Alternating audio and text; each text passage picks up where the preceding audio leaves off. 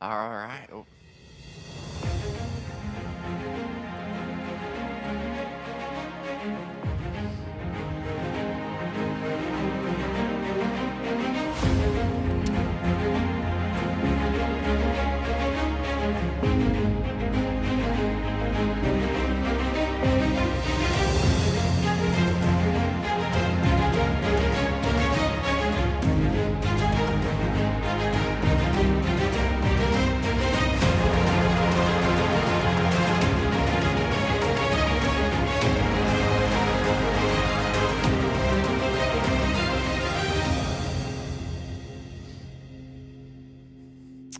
Hey, good morning, VOG. All right, you ready? You ready to dive into this? All summer into the book of Nehemiah. Anyone excited about that? Three woos.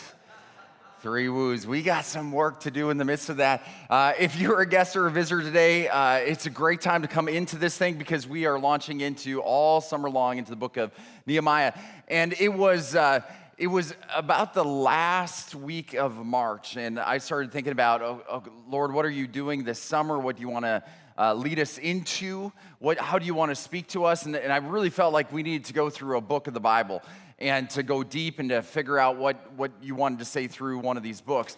And it was during a prayer time where this book really hit me and said, this is the season for Nehemiah. This is the chance for us to find this parallel that's going on, because I believe in many ways what was going on in the book of Nehemiah is very congruent with what's going on at VOG. And so I think God's going to do some amazing, insightful, hard work through us this summer. And I'm going to invite you into some things today that I think are going to be really important in how we're going to walk through this book together today. But I want to start a little bit with this word. I think about this, the pull of nostalgia. I love nostalgia. There's this moment where we kind of look back. And you've ever had that moment where you think back on your life and there are certain things that we kind of gravitate towards, right? Do you know what I'm talking about? Like you think back, you're like, oh, remember that one house? That was like the perfect house for us. Anyone have their perfect house? That perfect time where they came into? Or remember that one summer, it was just such a good summer. Or that one family trip that we went on, it was like everything just kind of fell, not that other family trip, like, oh, remember that family trip? Not that one, but the one like, it was like, oh, it was so magical, it was great, and we were singing Kumbaya the whole time in the car. It was so good. You know what? Or that one job, I had that one job. That one job was so good. And I had that one boss who was just so great. That one time in school, or that group of friends I had. You know what I'm talking about? You think back to that and you're like, those were the good old days, right? And it's so easy to do that. This is why I think with the nostalgia, when you think back to that, there's like all those warm feelings that kind of come up in the midst of that. It's why I love listening to the 80s channel, because there is an 80s song that comes on and instantly takes me back to something. It takes me back to, remember that time I was with my friends, we were going down the road and we were doing that thing we shouldn't have been doing. Oh, that was so good. You know what I'm talking about? You ever hear a song and you kind of take it back and you're like, oh, that was so good? Oh, I love that. Oh, you hear the chicken dance, you're like, oh, I remember that wedding that we were there and all of it. No, that one doesn't spark memories for you. I love nostalgia. And it reminds us of some of the really good times of life. I notice in our family, one of the things, it's so easy for us to do where we go back and we think about certain times where just everything seemed to be right and good. I know there were times that we've had, like for example, one of them, I know when we were in Minnesota, we lived in Minnesota most of our life, and there was one time that we felt the call to go down to St. Louis, and in that, to take on a job, but it meant leaving a lot of friends and family and a church we loved and people that we loved and a group that we loved, and when we went down there, we had, especially a couple of our kids, but one of our kids in particular had a really hard time with that. And it was a really hard year for them. And they kept on thinking back to all the things that they were missing out and how great life used to be and the life in Minnesota. And it was really hard watching him go through that. And then about 4 years later, we felt the call to come back here. And when we did that, then we watched a couple of our other kids have the same thing about St. Louis. Like, oh, St. Louis was so good, and there was great things that were going on in that place, and oh, my friends were there, and I had this great group of people, and they just had this feeling like they were missing out in their current circumstances. And the reality is nostalgia, one of the reasons that we have it is because typically when we are especially going through something rough or hard, we think back to when it used to be better, right? Oh, remember that time? You ever had that time where you have marriage stuff going on? And you think like, oh, remember the days where we were dating and we used to like each other? I mean, we've never had marriage problems, Chris and I, but I hear people say that. Kristen's thinking about it right now. She's like, oh, those were the days that were so good. And we think back to those times like, oh, it was so great. Like we're in a really hard moment, a hard job or a hard boss. We're like, oh, remember that one place? Oh, it was so good back then. And so usually when we're in a really hard moment is the thing that we think back to the time where it just used to be better. And the reality is that so many times we have this moment of remember when. I hear, by the way, I've heard that a lot the last 9 months when I'm here. In the conversations with many people at VOG, in fact, it probably is one of the things I hear the most. Oh, remember when? Remember when Pastor Lee was here? Oh, that was so good. And that's awesome. Oh, remember when the living room was here? We had all these young adults that were all over this place. Remember when there used to be kids all over the place? Remember when we used to have 600 people that came through this place on a Sunday morning and how great that was? Remember when sermon length used to be shorter? That's nervous laughter. It's so easy to think that, right? And to think back to the times when things used to be really good. And it's just a natural thing to do. It's a natural thing to do. And so one of the things, that's why I wanted to get into the book of Nehemiah, because in many ways, the book of Nehemiah is a time where a couple things happened, where there was a remember when moment. There was some nostalgia that was in the midst of that. But they didn't stay there.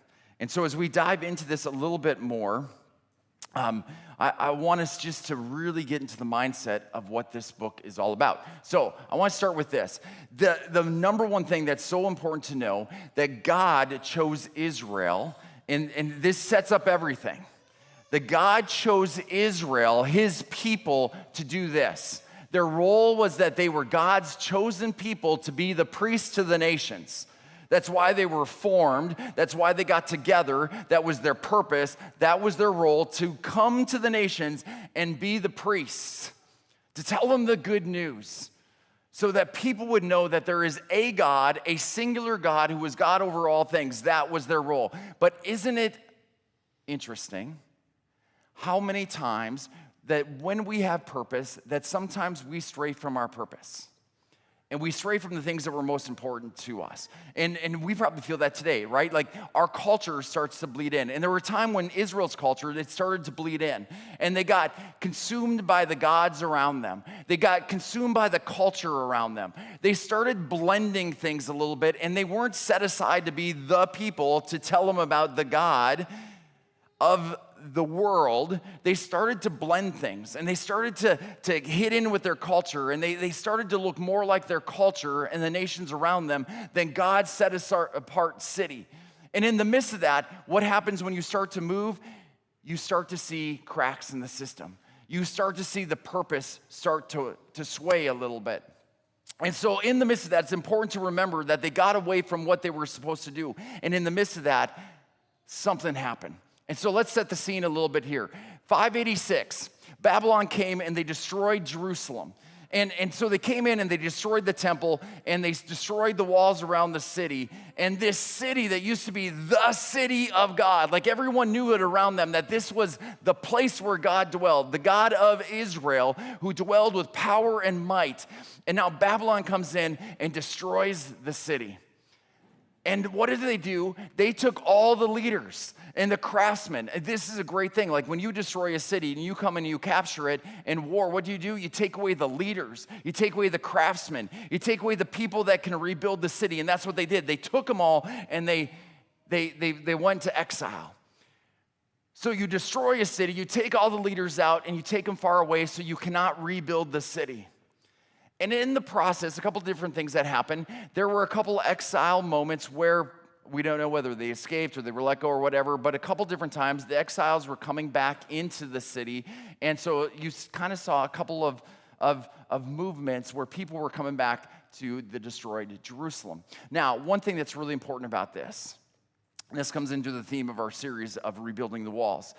The wall of Jerusalem was utterly destroyed in almost everywhere. We're going to go into that further into these next 13 weeks, but it's important to understand the wall. And if you've ever been to Israel and you see the wall, you go around the city and there's a wall that's around the city. It's not the same place as it was back then, but in the midst of it, you see these huge fortified walls, and it is intimidating, and it is powerful to watch how big they are. You can kind of get the steps up there just to get just the majesty of these walls. And walls were put up for a couple different things. One of them was identity.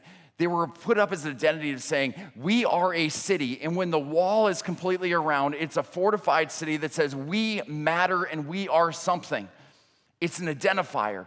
This was the city of God. That's what they would say. This is the city of God. This is the place where God dwells and where God is. It's a place of protection because if you didn't have any walls, you could attack all the way around the city in every different ways. But when you have a wall around the city, there's only certain gates where you can come through. So it's protection from the enemies that were pressing in. And so from a military standpoint, it was very strategic. When your walls were broken down, there was a shame in that. And it was one of those things that says this: when your wall crumbles, the God of your city, the one that you said, we have the God that's more powerful than all your other gods and all you other nations. But when the city crumbles, it's an element of saying, oh, maybe our God isn't as big as we thought our God was. That the God of your city is better than the God of my city. And there's this shame, and they kind of lay in shambles. The wall served a really important element. And so in the midst of this, here lies Jerusalem in shambles, wall down, and enter Nehemiah. Now, Nehemiah, a couple different things. There's about 120 years in between. There's 120, 140, somewhere in there. In between, I think it's 140. In between, and here comes Nehemiah. Now, Nehemiah was the cupbearer to the king of Persia. And the cupbearer was a very powerful role because they would do this. As you would bring a drink to the king, the cupbearer would take that drink and would drink it first. Why? Because if it was poison, they would die. Now, it is a position of honor. I don't understand that. It doesn't seem like a position of honor, does it? And so as we get further into this series, and if more and more people get upset with maybe where we go with this, I am looking for someone to serve as my cupbearer.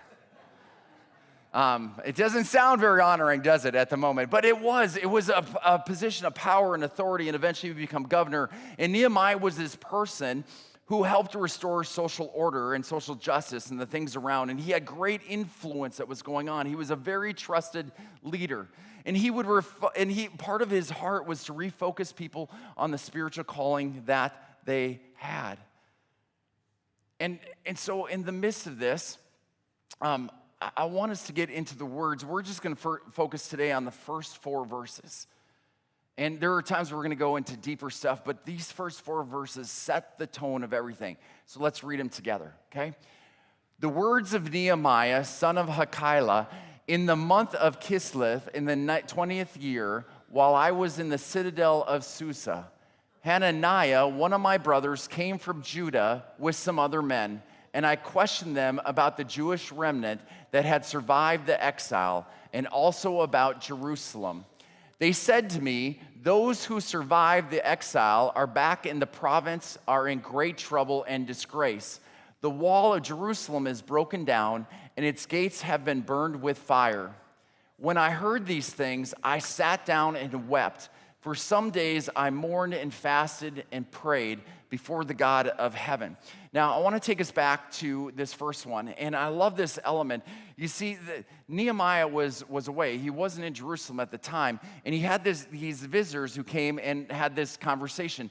It kind of reminds me of what kind of went on the last couple of days. So we've had, I love this time where we have grad parties and you go and you see these different things. And some of you know this who've been here for a long time. As you go to these grad parties, you start to run into people who've been here, who used to be here at VOG, right? And as you're sitting there talking to them, what's one of the things that they ask? They're like, oh, hey, how are things going at VOG? How are things going? Hey, how is it over there, right? What is things going on? That's what Nehemiah is doing. Hey, how is Jerusalem? I know you went back, and I know there's a bunch of people that are living there. What's it like? How is it? I hear there's a new guy. Is it falling apart? You hear different things. That's what's happening in this moment where he's saying, hey, tell me a little bit about what's going on. And he comes back and he says this, those who survived the exile are back in the province, are in great trouble and disgrace. And so the report's not great. He said, hey, the wall is down. It's still in shambles. We've been sitting there for 140 years, and it is a disaster of what's going on. Its gates have been burned with fire. Remember that mighty wall that used to come in? It was the city of God. Everyone's laughing at us. We are not a city anymore. We lie in great shambles. And I love what happens next for Nehemiah. And if I'm honest, my first thing is what? I want to go, let's fix it. Let's fix it. Let's figure it out. But Nehemiah doesn't start there. Nehemiah comes in to verse 4, and he says this, when I heard these things, I sat down and I wept. And the reality is grief comes before strategy. There are sometimes you just need to be honest, and you need to take an encounter of where you sit currently and where you're at. And for some of us, it's so easy to go, well, let's just fix it. Let's just go on to the next thing and do those things. But it starts with grieving. Before you can move some things, you just have to grieve what used to be and where you currently are. And so a couple things we find is grief is not a weakness. I think sometimes we think about like being in grieving as a weakness, but really grief comes before vision.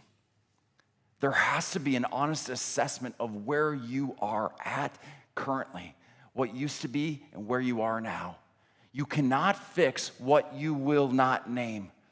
This is part of the problem, I think, sometimes when you think about this. Like if you've gone through, if you're in a relational element and you're like, oh, I do not like where we're at now. If you can't honestly, you can always say, oh, I love where we used to be. And you can focus on that all you want. But the reality is if you won't name what's going on right now, if you won't name what the problem is and where you're at, and where you need to, where you've gone astray. If you're not willing to name it, you can't move past that. You're just always thinking about what used to be. And that's not strategy, that is nostalgia.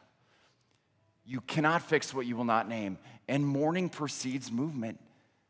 I think so many times in our lives, we just don't mourn well at all. And so here's what we have been doing. And some of you are aware of this, some of you may not be aware of this. We started back in January, and we brought together about 50 voices across the ministries of VOG. And we did what's called the SWAT process, and we just wanted to look at the broken walls and just give an honest reflection with 50 different voices of what they are seeing and what they've noticed in this process. And it has been very fascinating to watch the voices and the things that are starting to rise up within this. And I'm guessing there's some of you today who probably in the midst, when we were saying some of our walls are broken, are saying, no, what? Are broken? We're just fine. And we want to believe like nothing is wrong. But I'm going to encourage you to take an honest look of where we're currently at. At one time, there used to be 600 people flowing through this building on a Sunday morning. and we got down to a point where it was almost 100. And some of you know that feeling, and you knew that time, and you knew the hurt, and you knew the things that were coming into it. And there was a moment where someone says, we've got to name it, and we got to be honest with where we're at.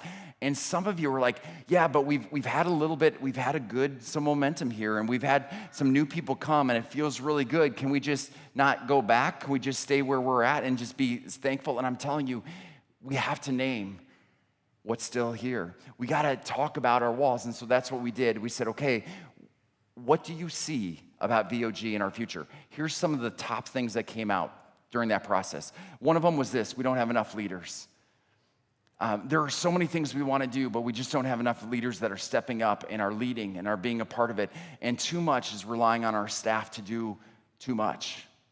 We need more leaders to step up and say, let's go and let's do this and what God's doing. We lost ministry focus to our community.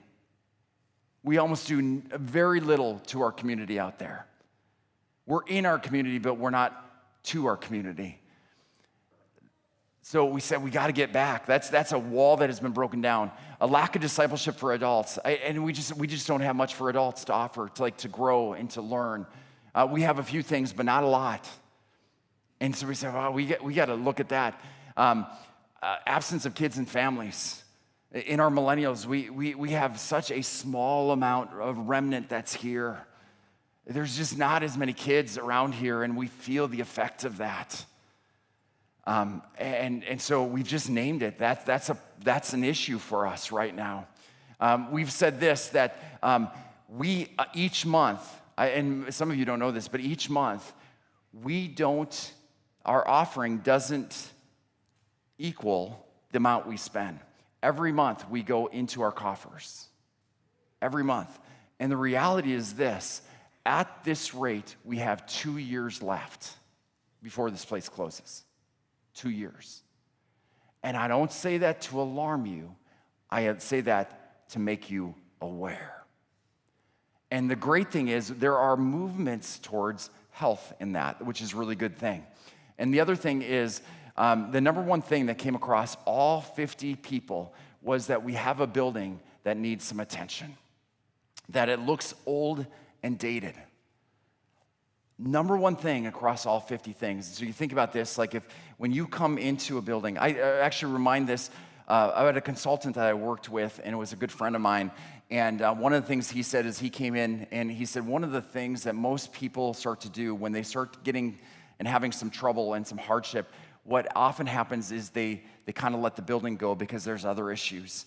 And they don't address those things because there's deeper stuff. And when finances get tough, a lot of times you don't watch your building as much. And he said this, that when new people come into your building and they're watching and they're looking, he says this: when a new person walks into your building, the way you care for the building is a direct reflection on how the guest believes you will care for them. And he said, you have to have this element. When people come in and they're like, oh, the best days of this place are behind them. This used to be a great place, was doing great stuff, but if they think the best days are behind them, what do? They go look for a place where their best days are ahead of them. And it sends a signal to anyone that comes into this place. And I'm telling you, one of the things I hear a lot from this place is this phrase: this used to be the place. In like past tense, like the best days are behind us. Oh, this used to be the place. Things were going on. Jerusalem was doing that same thing in this moment. We used to be the city with the fortified walls. We used to be someone. We used to have the name. But now our best days feel like they are behind us. And when you have that feeling, you think back to the way it used to be, and you miss out on what's ahead. I had a friend of mine who told me about a show, and it's a show called Shrinking. And I'll just tell you this: it's a little crass. The language is not just a little crass; it's pretty crass. But I was curious, and I went to look at this to watch. I think it was the first episode in the midst of this. And here's the show is about a counselor who's counseling his patients, but he just lost his wife. And so he and his daughter are going through this grieving process, and they're always thinking back to what used to be with their life, with their wife and their mom. and is just grieving deeply. And so the show starts off with just him in great mourning. And he has this older counselor that's a mentor of his in this office. And this older counselor kind of confronts him on this and says this line. He says, until you really grieve what was, you'll never be able to see what can be. And this younger counselor comes back and says, you don't understand. I've been grieving for a whole year. And this older counselor, this mentor comes back and says, you haven't been grieving. You've just been sad. You've just been spending your life being sad. And you've been distracting yourself with anything that will numb the pain, but you haven't been dealing with what's really going on. You haven't named it. You haven't said anything about it. You just keep being sad. And you'll never move on if you can't deal with it. And then he gave him these words. I love it. He said, I want you to go and I want you to pick the saddest song you know. Put it on your earphones, and just go and cry. 4 minutes, just go and cry. That's what he did. Picked the saddest song he knew, and he just wept. I love that moment. And I want us in the midst of this to really think about that. Until you really grieve what was, you'll never be able to see what can be. And so I want to practice something with you all. In your pews. I think I have them on the ends here, They're just on one end. You're going to have to share. So if there's a card, it's a brown paper card that looks like this. I want you to grab one. If you have them, pass it down the aisle. We probably have some, I know, in the sweet boxes back here. We don't have them over there. So we do have ushers that are going to hand you out that if you need one, raise your hand, but take one, pass it down. There's pencils, get a pen. We're going to do that. We're going to take and I wouldn't say it's not necessarily a sad song, but you're going to get 4 minutes, and I want you to take 4 minutes, and I want you just to grieve. I want you to think about, if you're from VOG and you've been here a long time, there are things and memories and things of the past that you have. I want you just to grieve them. Hey, remember that time, and I remember that time, and I remember when it used to be this, and I grieve that. I want you to write it down. If you are newer and you don't have as much history in VOG, I want you to know this. Maybe you have your own grieving of past church experiences or things that you've gone through or things you've done. I want you to grieve those. Oh, I grieve that the church is here. I remember when it used to be here. I remember when we used to do this. Oh, remember when we had that great choir and Winston was directing it and it was so good. Remember that the living room, we had all those young adults that were here and it was on fire and was going on. Remember that time when we did that, when we used to have ministry to the prisons and to apartment buildings, and remember when that happened? Remember when, whatever that is for you, whatever that thing is. And during the next 4 minutes, our band's gonna come and our worship team's gonna come, and they're just gonna sing this song, and I want you just to cry, to grieve it, to write it down. Those are good things. Oh, I hear this one. Remember when the Holy Spirit was working here? I'm telling you, the Holy Spirit is working here now too. And if we deny what He's doing, we miss out on things. So over this next song, I want you to take this, write it down, fill that card, grieve.